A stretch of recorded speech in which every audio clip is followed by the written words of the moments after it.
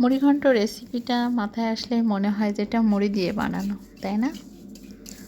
তো এই যে মুগ ডালটা প্রথমে ভেজে নিব, সুন্দর করে ভাজবো যতক্ষণ না একটা ফ্লেভার আসে। আর এটার এত সুন্দর একটা ফ্লেভার। তো ভেজে নেওয়ার পর ঠান্ডা পানি দিয়ে আধা ঘন্টা ধরে এটা ভিজিয়ে রাখতে হবে। তো এটা ভিজতে থাকুক, আমরা বাকি উপকরণগুলো রেডি করে নিই। এটার হচ্ছে মেন উপকরণ এই যে মাছের মাথা। এই মাথাটা দিয়েই মুড়িঘণ্টটা রান্না করা হয়। আর আমরা সকলেই ছোটোবেলায় কি ভাবতাম যে মুড়ি দিয়ে মুড়িঘণ্ট রান্না করা হয়। এটা আসলে আমরা সবাই ভাবতাম, কারণ আমি সেদিন একটা রিলস আপলোড করেছিলাম। তো সব আপুরাই বলেছিল যে আমরা এটাই মনে করতাম যে এটা মুড়ি দিয়েই বানানো হয়। তো আসলে আমরা এটা সবাই ভেবেছি কম বেশি।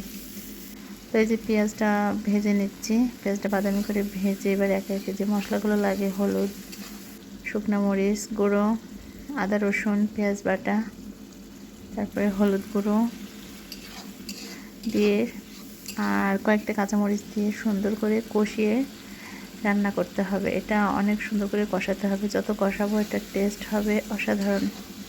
তো এই যে লাস্টে ধনিয়া গুঁড়ো দিয়ে দিলাম। তো এটা খুব সুন্দর করে কষাতে হবে, আর এটা কষালে মাছের মাথার ভিতরে খুব সুন্দর ঢুকে যাবে।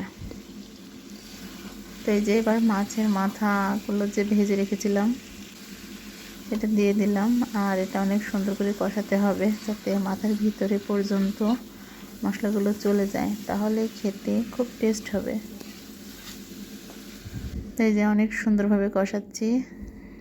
তো কষানোর পর এই যে ভেজা ডালগুলা যে ভিজিয়ে রেখেছিলাম মুগ ডাল, এই ডালটা দিয়ে দিলাম। তো এটা দিয়ে আবারও অনেকক্ষণ করে অনেক সময় নিয়ে আস্তে আস্তে এটা যত কষাবো ততই ঘ্রাণ বের হবে এবং রান্নাটা অনেক সুন্দর হবে। তো কষানো হয়ে গেলে পরিমাণ মতো পানি দিতে হবে, আর এই যে দারচিনি কয়েকটা তেজপাতা দিয়ে দিতে হবে আলাদা একটা ঘ্রাণ আসার জন্য। তো আমিও দিয়ে দিলাম, আর একটুখানি এলাচ একটু থেতো করে দিয়ে দিলাম, এটা এক্সট্রা স্বাদ বাড়ানোর জন্য।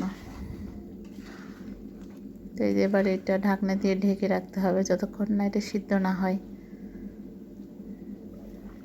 তো এই যে সিদ্ধ হওয়ার পর আমরা চলে এসেছি। এই যে এত সুন্দর লাগছে, আর কি যে ঘ্রাণ বের হচ্ছিল যখন রান্না করছিলাম, চারিদিকে মোমো মোমো বাসনা, মুড়িঘণ্টর যে একটা টেস্ট সেটাই বের হচ্ছিল, যে ঘ্রাণটা আমরা পাচ্ছিলাম। তো এই যে রান্না আমার শেষের পথে, রান্না কমপ্লিট। এই যে মাথাটা আমি ভেঙে দিয়েছিলাম।